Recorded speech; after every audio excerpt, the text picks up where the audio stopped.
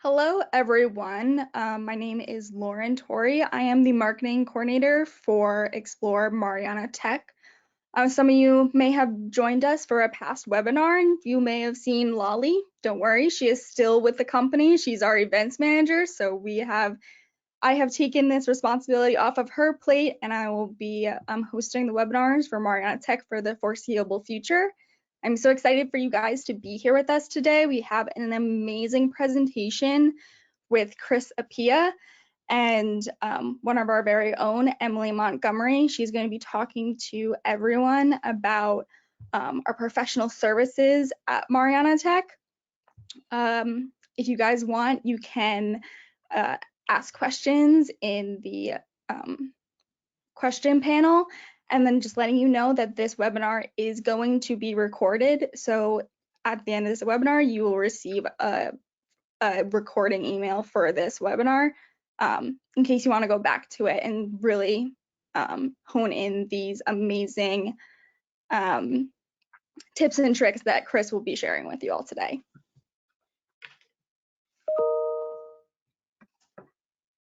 And then, Chris, if you would, or Emily, I think this next slide is going to be yours. Do you want to start? Sure, no problem. I'm Emily Montgomery. If I haven't met you before or you haven't seen me on a webinar in the past, it's really nice to meet you, even though this is less of a two-way conversation and more of a one-way conversation. So I appreciate you joining us and coming here to learn a little bit more about how Mariana Tech and mastering upselling can help boost overall revenue in your business. Just really quickly, a little bit about Pro Services. Pro Services is a relatively new offering at Explore Technologies, and essentially what it is in-house marketing consulting.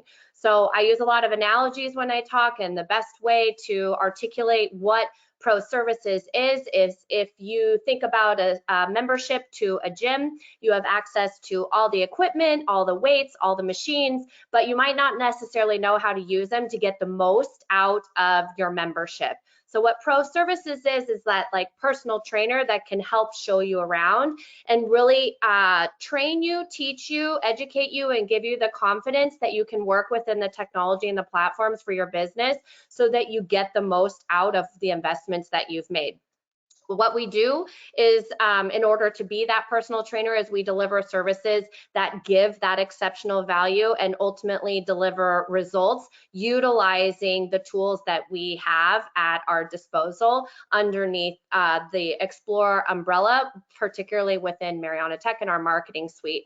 So we leverage a ton of experience within the boutique fitness world to help bring you the best strategies that are working right now, because they do change. And having been in this industry, as has Chris, for a number of years, they change relatively frequently, but in general, the strategies do stay the same. They just evolve a little bit in terms of how you're going to execute and what it is you're going to do. So we offer services both for standalone single location businesses all the way to 50 to 100 plus locations when it comes to franchising and franchisors. And we want this really to enhance your overall experience and simplify your life so that less of your time needs to be focused in the technology and more of your time can be focused on creating and nurturing the communities that you've built.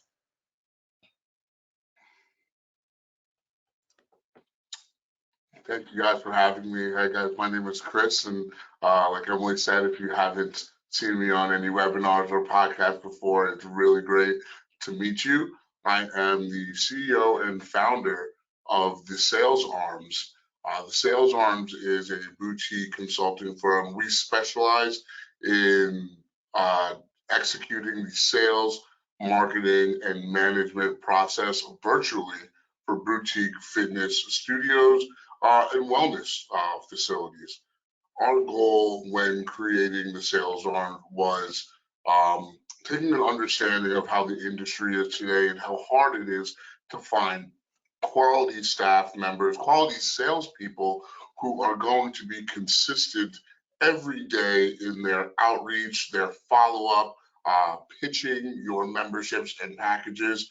Our goal was to make sure we could deliver a high-level sales and marketing human to our clients to make sure that all of the tedious work in regards to your sales process and your marketing is being done at a high level every single day.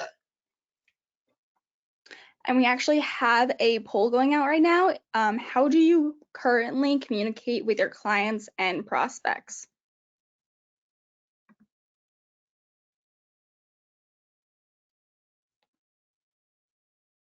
Love it. Yeah, this is great. And it's really important just to state that, anybody can communicate to your prospects that's on your team, but you got to make sure whoever is going to be doing this job is passionate about it, right? They want to do it, and they're looking to help the person on the other side, because not all contact points are made equal. If you have a team member who's not excited about picking up the phone and making those calls and sending those text messages, it's not going to be as effective as your team member who is gung ho, really happy to be on the phones and speaking to people about their current situations. Fitness is still a very emotional buy. And while automation is very important in the success of your business, that personal touch, and that one-on-one conversation with your members and your clients is still very, very important in setting yourself apart from all of the other fitness studios in your area. And sharing the results from the poll, it seems like majority of our attendees share through email. And then SMS and all of the above is tied for second and phone call in third. Amazing, amazing. And that helps bring us right into our first slide, which is speaking of your tech stack, right? It's really important that you're not just using one of those tools, whether it be email or SMS or phone call, but all of them, right? You never know how your client likes to be communicated with, right? Being there's so many different ways to communicate, you want to make sure you're keeping all your plates spinning, right? Maybe somebody likes a phone call more, maybe somebody likes a text message more. You want to make sure you have software to reach out in all of these different ways. This way, you're hitting people where they want to be communicated with. One thing I'll add to what you're saying there, Chris, is this comes up a lot within professional services, specifically within marketing automations, capabilities within our marketing suite. What's unique about that is that the actions and behaviors that are being taken within Mariana Tech, so in other words, booking a class, not showing up for a class, buying something, all of those actions are read by the CRM in the marketing suite. And so you can use those as trigger points to then communicate. So you're using that technology to initiate the conversation. And a lot of times I get asked, should we send email or should we send SMS messages? Should we make phone calls or should we be sending personalized text? Should we be going door to door or should we be sending out mailers? As much as people hate this answer, there isn't a one size fits all approach. So exactly like Chris is saying here, there has to be a mix and a variety so that you are connecting with all. While you might have a similar type of consumer, that consumer might communicate differently. So Chris and I might be the same type in terms of like a profile and how we behave, but how I communicate, maybe I'm always on the go, and so I'm always texting. And maybe Chris, he's always behind the computer, so he's always emailing. So you do want to use a combination of the two and never assume it's one or the other, and also not be afraid to use both, but use them strategically. And communicating it's not the same across all platforms. It has to be adapted for the channel that you're using. Yeah, and just to add to that, Emily, often with being lead managers and doing this on a day-to-day basis, while most of the people that we're reaching out to aren't cold leads because they've given us their information, in most cases, that doesn't mean they're ready to speak Right. at that point, right? So while you might send a text message, and while text messages have almost a 90%, open rate, that person might read it and go right back to what they're doing, right? Forget all about that. But now, because you have, all your plates spinning, now an email might go out. Oh, and then it reminds them, Right. oh, I got that text message earlier. But again, they go back to what they're doing. And now you put a phone call out and they're like, oh, yes, I saw the email, I saw the text, and now you can really have a conversation about it. But just a little fun fact, on average, it takes 7 to 14 points of contact to actually get a conversion Right. out of a lot of prospects. In some cases, that 7 to 14 points of contact is only getting you to your first conversation. So that level of consistency in your outreach using all these platforms is very important. But like we both said, a good mix of all of it is what's going to put you in the safest space to make sure you're hitting all the points that you need to. Yeah, yeah. I mean, and some people might even find that 7 to 14 points very intimidating, right? So when we're talking about mastering upselling, and think about, let's say you had 30 new people come into your studio this month, or on average you have 30 new people. If you were, just for simple math, say that you had 10 points of contact with each of those 30 people, that's 300 intentional initiatives, whether it's SMS, email, phone call, doesn't matter. But that's 300 in the course of a month. I don't see how you can't use technology to help assist you with that, given the amount of time that alone can take if you're doing it in a manual effort, or if you haven't brought on a partner like the sales arms to help assist you in doing so. Exactly, exactly. And that brings us right into, the next topic, which is making sure your team is in line, right? You need to know who are your team members, who are the people that are going to assist you in being successful in your day-to-day efforts in your studio, right? Is it you and a general manager and a sales manager? Is it you and a few leads, right? However your team is set up, you want to make sure everybody that is on your team is aware of what their roles are specifically, so that everybody can become a rock star in their role, Right. right? Just like a basketball team or a football team, yeah, you have people that play certain positions so that as a whole, as a team, you can score that touchdown, you can be successful, right? You want to make sure in your studio, whoever your team is, they're aware of their role and what they need to do in the sales process to make sure all the information about your facility is getting out there, your brand voice is being heard, and finally, they're creating a memorable experience that makes people want to come back over and over again. Right. One, I mean, I love I like analogies, so I love the team aspect. And I have two boys that are very deep in flag football right now, so that resonated on a personal level too. But part of the team and technology, the technology aspect is important. Yes, of course it's important, but it helps assist what you want to generate from your team. In other words, having using technology to help automate processes that you're expecting of your team, so that you don't have to, be a broken record and constantly say, hey, Chris, did you do this follow-up? Hey, Chris, did you do this follow-up? Hey, Chris, did you do this follow-up? This is where another tool that we have within Mariana Tech to help bring forth those tasks that you're expecting of your team, to help assist you in bringing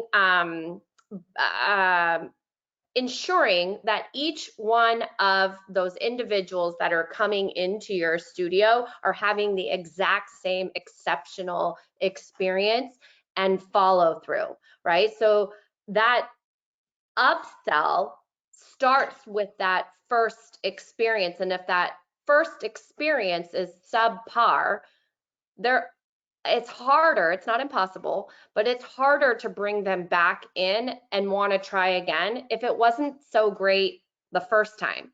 And I think most people can relate to that. If you go to a restaurant for the first time and it's like terrible service and the food's not very good and you're waited forever, like you're not going to be pumped to go back again. So how do you ensure that that doesn't happen, or if it's going to, it happens with very low frequency and not often, right? It's going to be based off of the expectations that you have for your team, the processes that you have in place, and the technology that is there to assist all of that working together. Yeah, and that literally segues us right into the next slide, right? And I And it didn't do that on purpose. goes right into training, right? Yeah. So like and when I say training, I mean continued education with your team members, right? In life, we go through, you know, preschool, middle school, high school, college, whatever it is, right? Continued education to get us prepared to be successful in life. In everything that we do, we need to continue to have that continued education to make sure we're sharp and we're performing at the highest level, right? So when you have your tech stack and it's set up perfectly, and you have a great team, the final thing you need to do is make sure you have a training schedule that allows you and your team members to work together to practice on all of the things that is your studio, your brand, your experience, so that, like Emily said, it can be consistent, and you can make sure you're delivering the best experience every time, right? But in most cases, you see a lot of people that they tell you when they hire you what you need to do, you know, what your job is, and they say go, right? And then there's never any you know, role playing or continued education that happens, and after a while, you know, the your team member starts to lose that shine, that luster that got them to that place, and they forget, you know, what they're supposed to say in certain areas, right?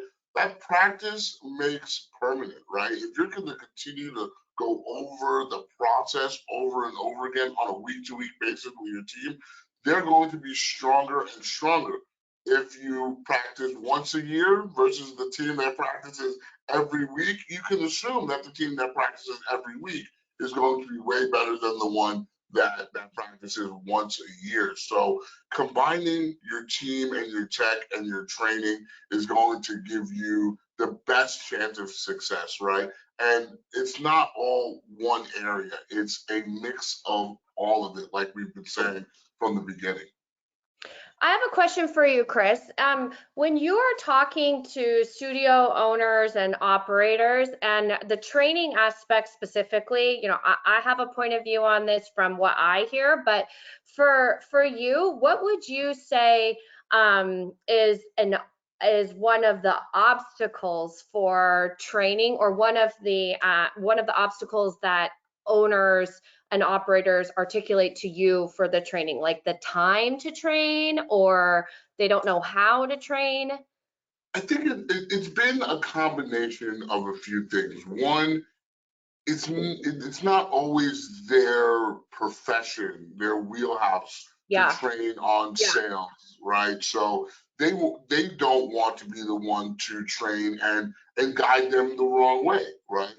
yeah, But also because of the nature of the industry, right? Our hours are very strange, right? right. So you have 5 a.m.s, then you're closed maybe for a little bit, right? So getting everybody, right, getting the morning crew and the afternoon crew together to do a training often is hard too. So you see a lot more studio owners outsourcing their training so that one, they know that their team is getting educated by a professional, but two, it allows everybody to stay honest to somebody else's schedule, right? You're booking a training session for somebody for the morning, somebody for the afternoon. That allows you to split it up, right? When you're outsourcing it. So it's important for studio owners to know what their strengths and weaknesses are when it comes to training, and to not try to do it all on your own, right? That's probably the most important thing, is that if you know it's not your specialty, try to figure out somebody that it is, so that you know your team is getting the best education, so that your business can see the best results. Yeah, it's not whether or not you can do it, it's whether or not you should, right? You know? So Exactly. of course you can do it, but should it be you who's doing the training? I don't know, sometimes you got to ask yourself that question if you're the Yeah. best person for that job. The one area that I guide studio owners to do, right, especially if you're not the training type, I say this all the time: your team is going to do what you inspect and not what you expect, right? But a lot Mhm. of studio owners don't have the time, quote unquote, to go through all the messages that are sending out, to sit around and listen to the phone calls that are being made, to proofread all of the emails, right? But set a time aside, whether it be once a week or twice a month, where you inspect all of the work that's going on, so you can take note and say, oh, I need to improve. I need Sarah to improve here. I need Emily to improve on this.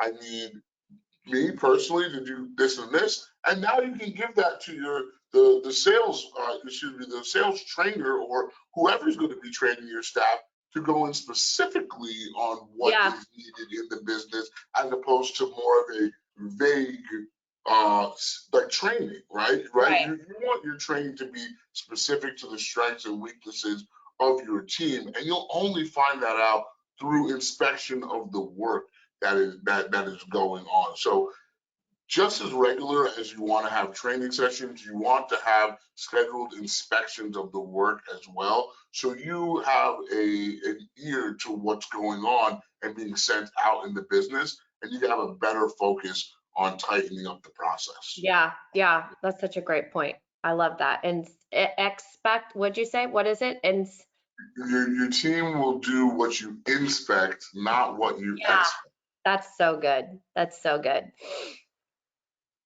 And before we move on to the next slide, we have another poll for you guys. How many points of contact do you currently have with members in the first 30 days? Oh, I can't wait to see the answer to this. This is a good one, because make sure you remember here, it's how many points of contact with your members, not Right. people that are potential to become clients. These are people that have said, I want to spend money here. They have spent money here now, and from there, how often are you contacting them in those first 30 days? Yeah. Yeah. And the results are in. 38% for both 1 to 2 times in the past 30 days, as well as 2 to 4, and we have some overachievers with 5 times a month for the first 30 days. Love it. That's Love to so see it. good.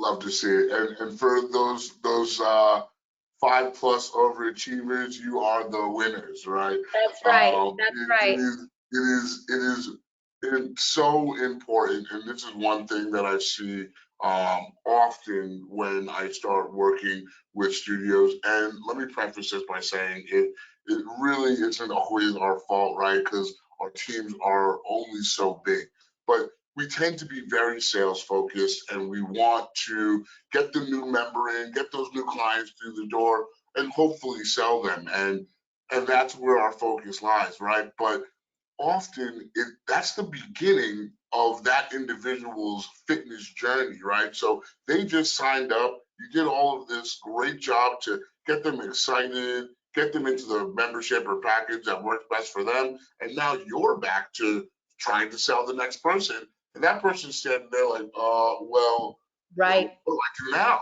right? right, And if they're not hearing from you on a regular basis in the first 30 to honestly 90 days, they can fall into a cancellation risk so quickly because all it takes is one hard workout. You get sore. You're like, ooh, I'll go next week when I'm not sore. Next week becomes 2 weeks. And now you're paying for something that you're not using and you feel like you want to cancel. And that cycle starts yep, over and over again, right? But if you're putting, 2 to 3 points of contact on your members each week, not just to try to upsell them, right? But to build rapport, hear how their experience is, let them know about, you know, activities that you guys do as a facility, right? It starts to build that sense of, oh, there's more than just a workout here. It's a community. And it lets that person know this place really cares about the results that I'm going to get right. because a lot of places are just selling and leaving their members to hopefully be successful. But I'm the more you spend time with your members and you connect with them, the stickier they'll become, the longer they'll be a member, and the more opportunities to earn revenue and upsell them come from there. right. I didn't mean to interrupt you. One of I think something to elaborate on from what you're saying here too, is that going back to your original point. So for every person, just to initiate and have that first conversation, that may be 7 to 14 touch points before it results in a connection. That's a lot of effort. That's a lot of time. And in some cases, it can be an investment, a financial investment as well. So you put in all of this effort and then you actually drive that person and help encourage them to become part of your membership community. Why would you not still put that same level of care and attention on that individual after you have won them over, right? After you have brought them in?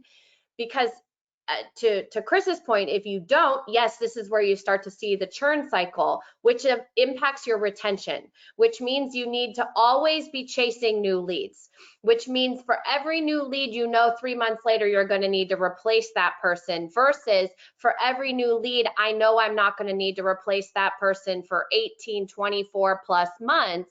It's a huge difference in terms of your profitability. It's a huge difference in terms of that output that you have for lead acquisition. And it's a huge difference in terms of effort and labor because they're already a part of your community. So they want to hear from you and they want to know more. They've expressed that. You don't want to get caught up in chasing like the next shiny thing, to only be chasing the leads and never be, attaching yourself to the relationship that you start to create in those early days, which it does take us right to these like target strategies too. So just keep that in mind, is that retention is just as much a part of the upselling process as is the actual sales component to drive somebody in and embrace them as part of your membership community.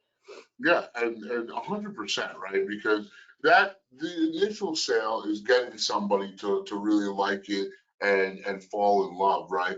The upsell is what the goal is for the business to really put somebody in that membership or package that's going to have them be a long-term member of your facility, right? That's going to be there and promote your business to other people and everything like that, right? So that brings us right into really the start of an upsell. So let's assume you did a great job. People love the experience, right? And now you've got people that have purchased, right? You might have people on intro packages, right? Some people like to do 2 week unlimited, maybe first class free, or excuse me, not a first class free, like a BOGO, like buy one get one type deal. Some people might prefer packages, what have you, right? You have all of these different categories within your business of the offers that you have that people can take advantage of. Besides that final one, your biggest one, your long-term, unlimited membership, whatever that looks like, everything else lends itself to an upsell, right? So you want to make sure with every person that pays something in your facility, you're segmenting them correctly so you know how to speak to them, right? So in this case, right, you have your people on your intro offer. Your next step for them is going to be upselling them to a recurring membership. Maybe you have somebody who buys packages often, right? You have two points to upsell there, right? Try to get them to a membership, or just try to get them to a rebuy of a package, maybe a larger package that's going to be a higher ticket for your business. But then you have the people that are in membership, right? You have your beginner memberships, maybe your 4 class monthly or your 8. That's Right. perfect for 1 time a week or 2 times a week. And you want to get them to unlimited, right? So you have all these different segments that you can break people down into so that you can reach out to them more personalized, right? These segments are going to help you when it comes to using your tech to be efficient, right? So making sure you're segmenting correctly so you know how to speak to your prospect is very, very important. One thing I should add here, so as Chris is talking, he's talking about segments, and I'm assuming that everybody knows exactly what he means by segments, but segments can be difficult, right? It's groups of people that have either like-minded behaviors or like-minded purchases. And it's like, who are you going to invite to this party and who are you going to invite to that party? And you're going to think about who the invite list is going to be. Well, that sounds easier sometimes than it actually is. So depending on what the current platform is that you're on, you might have to actually do a bunch of filters and sorts to then export a list, then take that list and then re-upload it into your CRM tool, and then hope that those two things are matching together, and now design a communication strategy that's going to target those people, and then do it again for the next group. So while that sounds maybe not that difficult, or to some of you it sounds like incredibly difficult,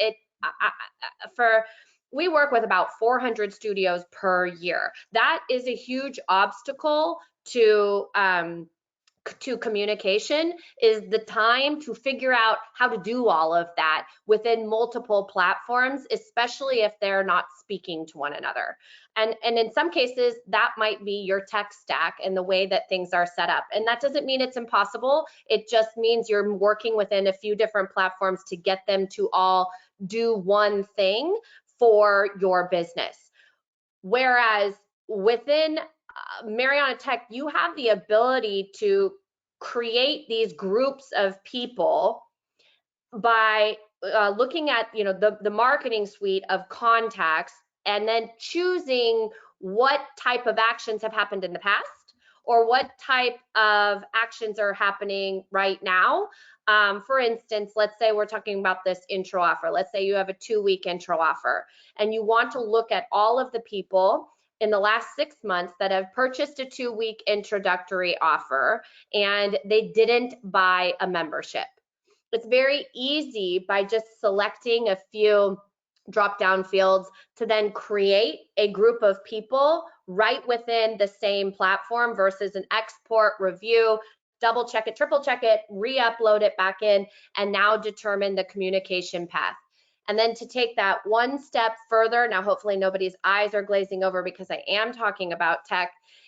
You're able to then initiate a communication plan that is likely, that should be a combination of personal reach outs, sales reach outs, be it over the phone or via text, in combination with more general messaging to that audience specifically, that goes on for as long as it takes for that person to make the decision that you want them to make, which in this case is buy that second chance or that membership. But not to have you manually, oh, I need to take them out of this email. Nope, now I need to add them back into this one. So that level of targeting and segmentation takes a minute to set up, and that's part of like the offering that we have here. It's also something you can do on your own, but once it's set up, you can continue to use it over and over and over. So that's where the process and that strategy stays the same. It just has to evolve ever so slightly for the audience that you're talking about. Exactly, right. So to bring it all together, guys, right? To start that upsell is understanding where your member or your prospect is in their client journey, making sure we're putting them in the correct buckets or segments or lead types, right? There's so many different ways to speak about it, but making sure they're in that correct category. So now you can take the next step to engaging them and getting to hopefully upsell them to something else within your business, right? So some basics for upselling, right? What's your member management cadence, right? This is one big thing that like I said earlier, a lot of studios aren't focusing on, and I say it all the time. If people had a bigger focus on member management, the sales reps probably wouldn't have as much work to do, right? Because more people are staying, so less selling needs to happen if you're holding people within your facility and your membership. So Right. making sure you have a member management cadence is very important. And to keep it simple, right? I like in the first 30 days reaching out to your new members at least 2 to 3 times a week, and in the next 60 to 90 days, I think bringing it down to once, maybe twice, and then once they get to 90, it's once, and you're truly just touching base, reminding them that you're there. But those touch points, again, they're not just set up to just upsell, right? Because the upsell, it comes from different things, right? Which is building rapport, creating community, and then obviously, presenting another package or offer that somebody could buy. But all those conversations are allowing you to build trust and rapport with your clients, so that when you do come to them about an upsell or going to a different package, they don't think you're just trying to sell them something. They Right. genuinely believe you're looking out for their best interest, right? So that comes with a member management cadence. So make sure, if you don't have one now, you figure out one for you and your team to follow. That makes it very easy, right? And like I said, when you're having these conversations, you're building rapport. You're attempting to, go deeper with these clients, figuring out what their goals are, figuring out when they were last successful and why. How come they failed last time? So that you know how you could be different as a studio for them, and also put yourself in a position for best success to work with that client, because you understand them now. You know what they need, right? So you can prescribe what's going to be best for them. Because remember, people come to fitness studios almost like they do doctor's offices, right? They know they have a goal. They know they have something that they want to figure out. They don't know how they can get this, how they can fix it or get to that result. So they're going to the professional to help them get there, right? And they're expecting you, from hearing what they have to tell you with what they've done in the past, what their Right. goals are currently, what their amount of time is that they have to work out throughout the week. They're expecting you as the professional to be able to prescribe what's going to be best for them. So if you're building rapport and you're having these conversations, it makes it very easy for you to smoothly and confidently say, hey, Emily, I know you said you have a wedding coming up, you want to lose 20 pounds, and you think that you're going to be able to come in 3 to 4 times a week. I want to make sure you're confident and you can hit this goal. I think it's going to be best for you to do our 4 class monthly or our 8 class monthly. That's perfect for people who are coming, 1 to 2 times. And then from there, right, once you really are in the groove, We could talk about bringing you up to unlimited when it gets closer to the event and you're really doing things right, right? And people will pick whichever one you think is best in most cases if it Right. makes sense to everything that you've told them. So just to bring it all together, have a cadence that you're going to reach out to people. When you're reaching out, be genuine, build rapport, get to know them, right, and understand what their needs are, so that you can prescribe that upsell, right? So you Right. can prescribe what's going to be best for them in continuation with the program. Right. Something that comes up a lot too, and I think this is a little bit of a mindset thing, that if you're going to be the one, or your team is the one that's doing the upsell or having these sales conversations, is for whatever reason, and it's been like this for a long time within the fitness industry, there is an aversion to sales. And I highly encourage you to flip that on its head. Because if you own a studio, if you run a studio, if you work in a studio, I have to believe that you also believe you have something of value to offer that is going to tremendously impact somebody's life in a positive way. It is your job to tell them why, or tell them how, and tell them what to do in order for them to feel those incredible results. And if you don't, you are doing them a disservice, and you are not doing, what you have been called to do, to help spread and share that impact with as many people as you possibly can. So rather than looking at it as sales and upselling, and I feel uncomfortable, you are, just like Chris says, in this prescriber position. And if people knew what to do, they would do it on their own, but they don't. And that's why they came in. So you need to let them know what you would suggest. And if they don't want to do what you suggest, that's fine too. But you do owe it to them to give them a recommendation and explain why, but not the recommendation of what it is I want to sell, and I only want to sell unlimited memberships because that's what works for me. If I told you, hey, listen, I'm training for a half marathon, I travel every month for work, and I have a really active home life that I really only have time like for once a week, then, listen to me, show me that you heard me, and give me that prescription that actually suits the needs that I just shared with you versus what suits you. 100%. That's one of those big areas that a lot of fitness salespeople get caught up in. They want to sell the biggest package. It's not about that. It's about what's best for the person in front of you. If you sell what's best, you have a way higher Yes. chance of Yes. that individual staying with you long term. And when you sell what's best, it gives you the opportunity to genuinely upsell when it makes most sense for Right. that person's success, right? So Right. just remember that, right? You like Emily said, we're not. You don't have to look at it as salespeople. We're fitness professionals. We're fitness prescribers. They're looking at us to let them know what's going to be best, right? Movement is medicine. We know that, right? So we're prescribing what's going to be best for them in their goals and their journey.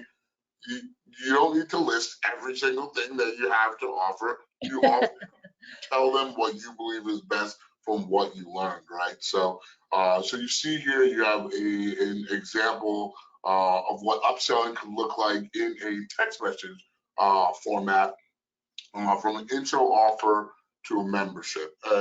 Before I go through this, I want to say this, right? One of the big things for us, a lot of questions. I get this question all the time, Chris. What's better, making a phone call first, texting somebody? I hear you're supposed to pick up the phone call, but I never pick up calls with people I don't know, right?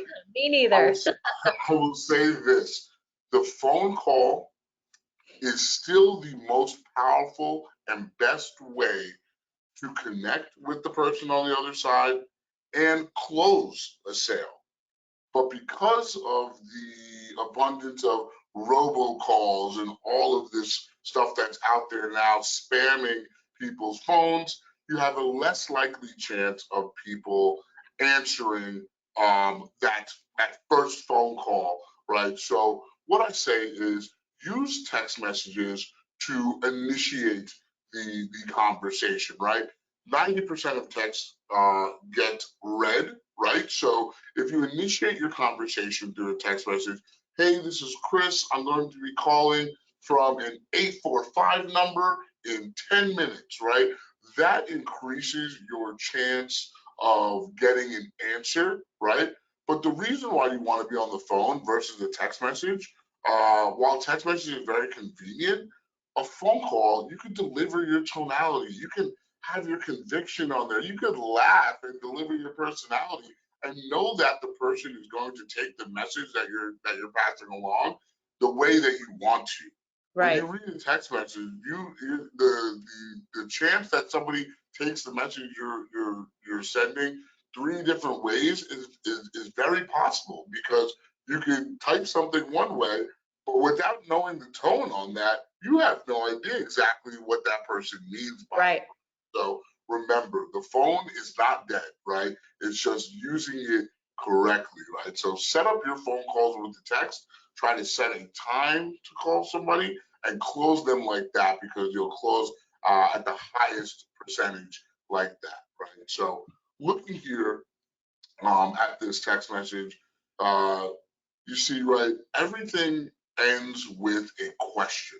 Try to make sure you're ending all of the messages that you send with the question so that you're promoting conversation, right? So, hey, Steph, it's Chris from Noble Fitness. You crushed your intro package. I was really impressed with how well you moved this week. Great job. How are you feeling, right? That's going to promote that response. I'm feeling sore, but good. That's expected. I was talking to the team, and we think with the goals that you have for yourself and how quickly you finish your intro package, our 8-class monthly or our 12-class monthly will be perfect for you.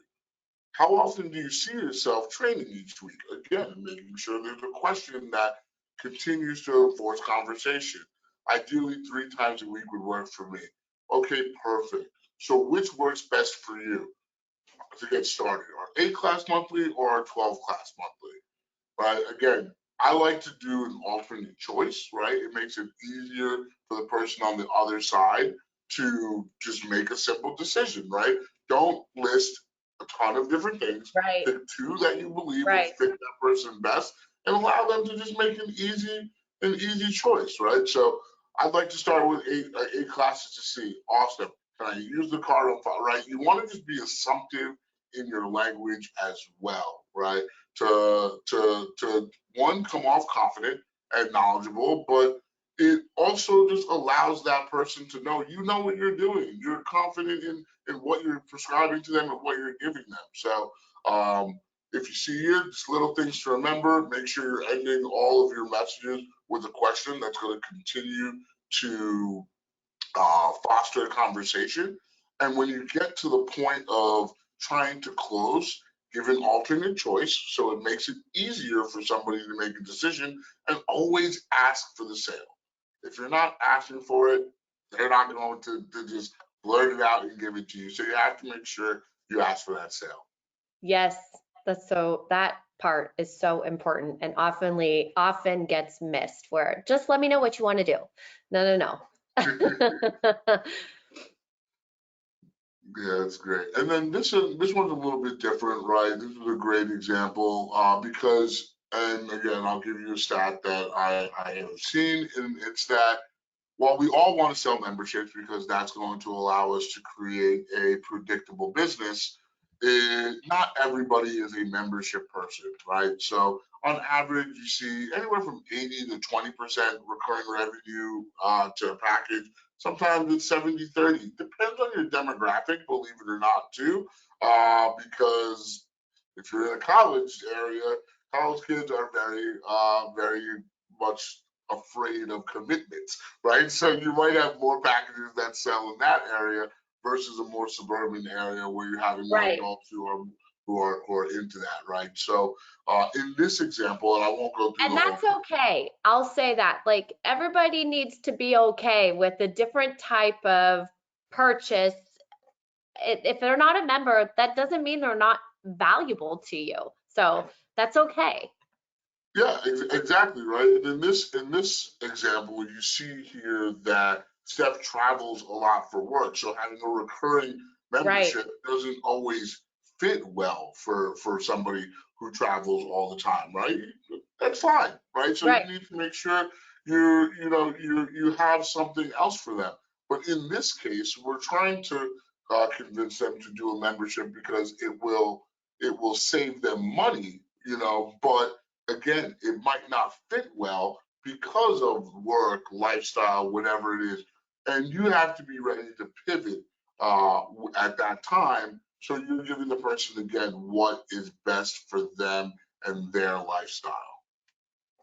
Yes, yes, yes. And listen to them. Listen to what they're saying and what they're not This, saying. And just like Chris said, if you can get them on the phone, you can hear the hesitation or the tonality. If it's over text, you may not, but read what's being written and also what is not, right? What you're taking away from what they're, I'm not sure of my schedule. Like there's a little bit of a fear of failure. And I don't want to commit to something that I'm going to set myself up and I'm not going to be able to accomplish. exactly. And that's why it's important as well to start smaller for people, right? You will probably have better success with somebody starting in a smaller package going to a bigger one than somebody starting in a bigger one and go Right, and then trying to get them to go to a lower one. That makes more sense because you can celebrate the wins with somebody when you start smaller and go bigger. When you start big and there's nowhere to really go, it makes it a lot harder to keep somebody motivated and really excited about it. Okay, perfect. so finally, member retention. It's this is all everything that we've spoken about is all tied into member retention. And like I said, if you're retaining your members, you can focus less and less on the lead gen and the new people coming in that in most cases gives most of us studio owners a huge headache, right? But there's so many other ways um, to create that member retention. And we have a bunch of things here, right? People are purchasing from what we're seeing from because of community, feeling like they're in a place that cares about them and they belong, right? We're not in the days where we're the only studio on the block anymore. Fitness is very sold, and so I kind of say it's oversold at this point, right? And it allows for the consumer to have 5 different options for one modality within a mile radius, right? So Right. these member retention strategies that are here are going to help set you apart from the other studio that's down the road. So think of creating, member specific events, right? Maybe you do a member get together in the studio. Maybe you do an offsite at a business to business partner of yours, right? Um, Asking your members for referrals. Those people that are already paying you love the product that you're putting out. They're going to tell their friends and family members. Those are the best members for your business, right? So making sure you're always asking your members, do you want to bring a friend? Do you want to bring a family member? Because it's more likely that those people are going to join because they have somebody there that they know Yes. already, right? Creating business to business partnerships within your community of small businesses, right? So that you have outlets to create maybe discounts throughout the town for your members, right? Maybe you're partnered with Joe's Juice Bar up the road, and any member of Emily's Hit Studio gets 10% off, right? That now enhances your membership. You're not only getting a fitness membership, but you're getting Yeah. discounts at all the places that you go within your community, right? So a few others like themed classes, and most importantly, I think too, making sure all of your instructors get to know all of your members. You don't want to just have one instructor and that has a clique of everybody. You want your members to be able to go throughout all of your instructors, try different people, and understand what a well-rounded experience in your facility is too. But all of this leads to ancillary purchases within your facility, whether it be private birthday classes or purchasing retail or going from that intro offer to that lifetime unlimited Yeah, membership, right? yeah, It all ties in together. And when you're making sure all these plates are spinning and you are connecting, truly, genuinely connecting with your members on a regular basis, right, through your member management cadence, you have a great chance of success, right? You'll continue to sell to the people who are purchasing with you now, and you're going to create a community that people talk about and long to come to. So it's great.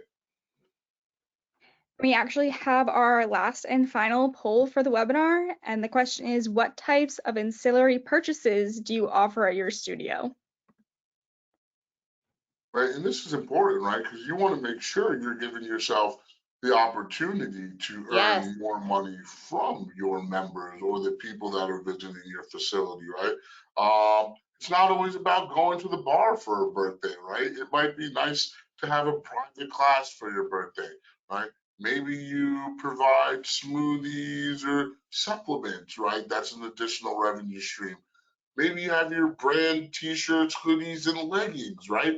These are all different things that you can add to your business that gives you opportunities for upselling the people that are there, right? So you want to make sure you have ancillary services. So the 17% that said none, no worries.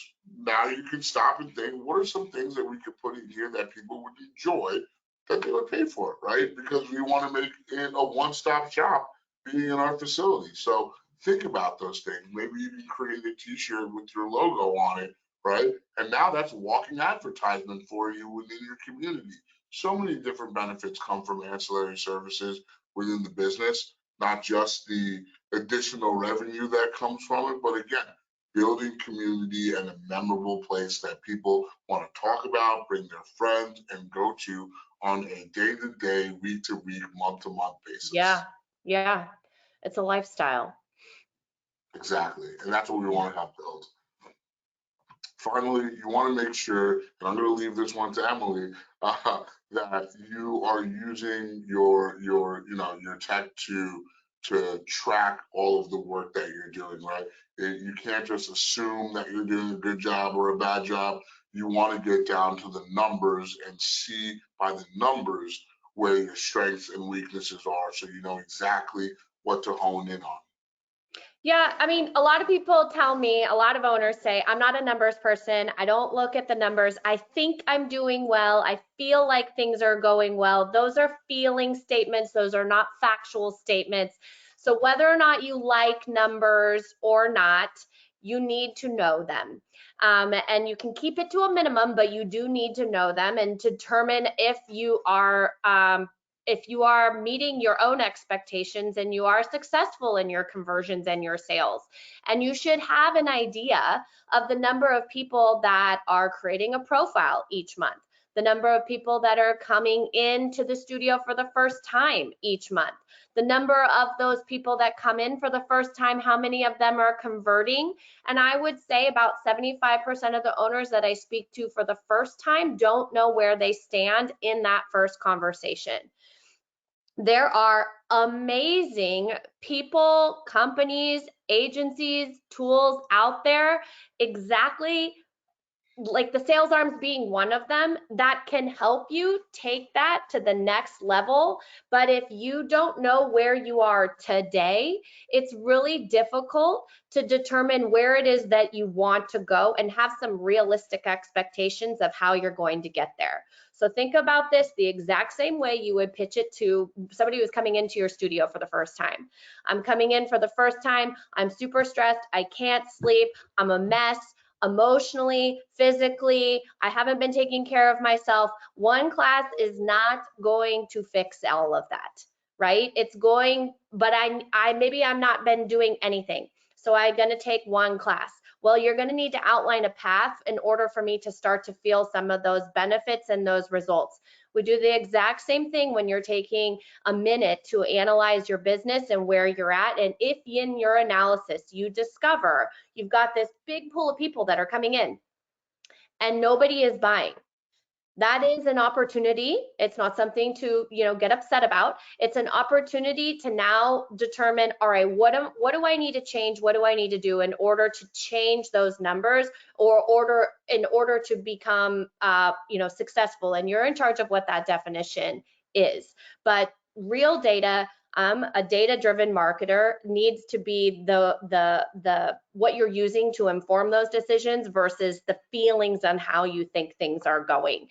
And there will be days that you'll get 10 emails from 10 different clients that they're all moving at the exact same time, and that feels bad. But that doesn't necessarily mean that things are not going well in your business. It just feels bad that day. So within our platforms, you have lots of tools, lots of access to data, reporting, and you can splice it however you want. But at the very high level, just make a commitment to look on a regular basis. And that can be 1 hour per month. Start there.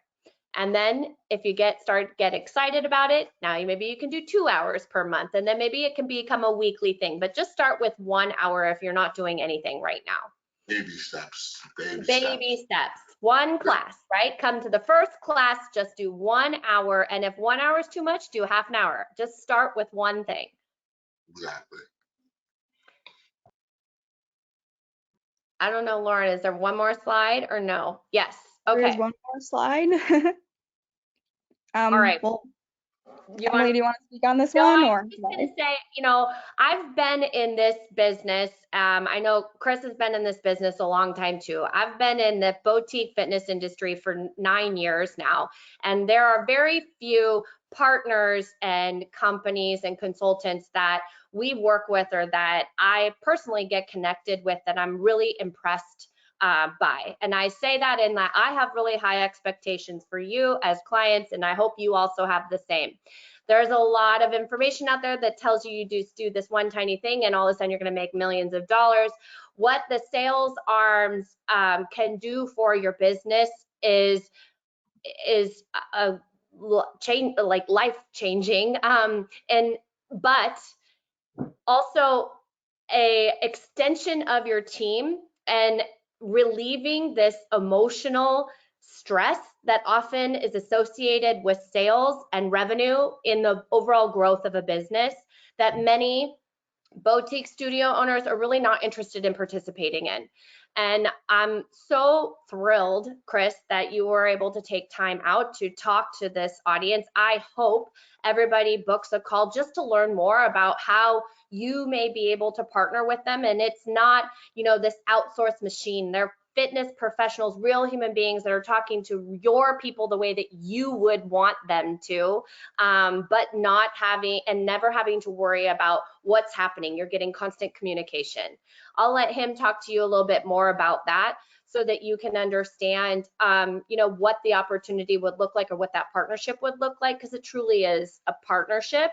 And for Mariana Tech, I'm clearly biased, but Mariana Tech is an incredible platform, and there are lots of platforms out there, but there are only a few that really can help hone everything in to make for not only an amazing experience for you as a business owner, but an even better experience for all of your members and your class package holders and your first timers without like 29 steps to just book their first class.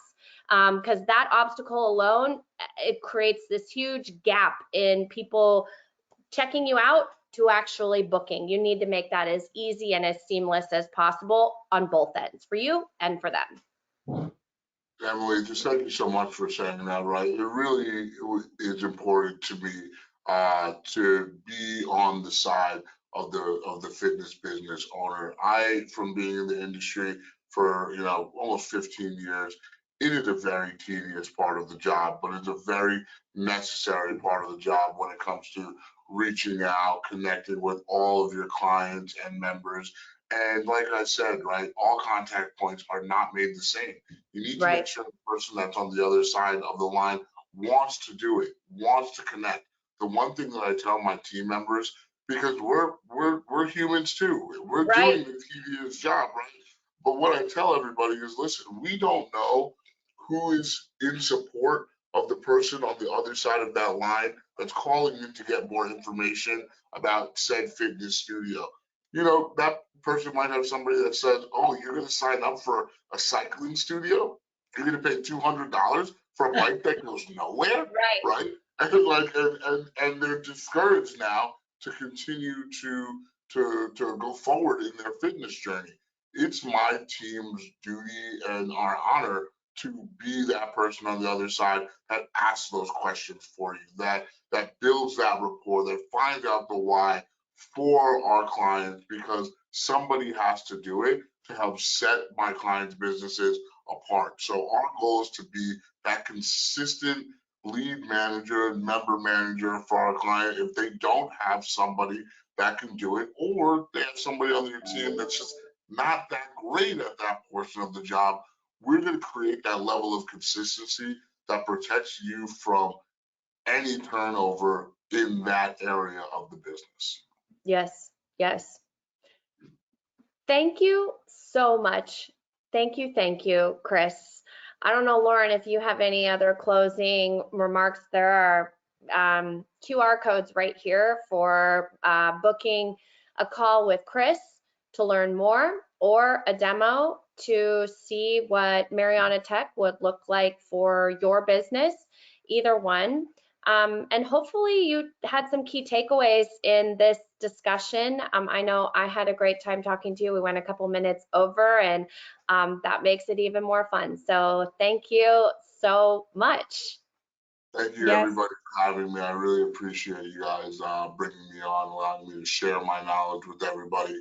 If anybody does want to book a call, it's completely free. If you have any questions from this or specifically about your business, I would love to spend the time to get to know you, your business more, and possibly how we can assist you. But if I can't, at least give you as much knowledge as I have to put you in the best position possible.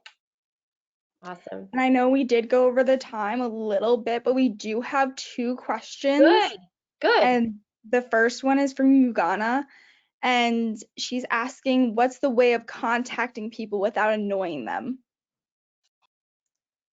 That is a trick question, right? Because, like we said in the beginning, a lot of people, in most cases, people are giving us their information, but for some reason, when we reach out, they decide not to answer, right? So, it's out of our hands when it comes to being annoying if the person on the other side never responds.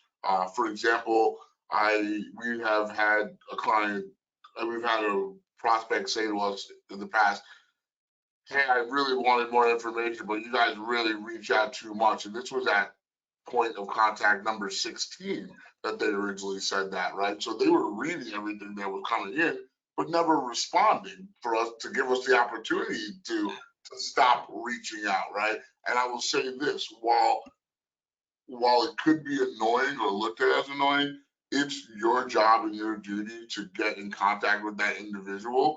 And that's just how the cookie crumbles. Sometimes if people don't answer, it's going to become annoying. But as long as they answer, you can adjust your cadence to what makes sense specifically for that individual because they told you. But if you don't know, you're only doing your job. I realize I can't put in the chat for everybody else, but something just to add is be patiently persistent. There isn't a true definition of annoying. If somebody says, please stop calling me right now, then yes, that would be your indicator. But you know, this is using, you know, your emotional IQ and, you know, just the understanding of people. But just be patient, be patiently persistent. And our next question is, can you give us, from Caitlin, can you give us the steps for pulling the report you're talking about? I believe she's referring to the report you were talking to Emily in the target strategy slide.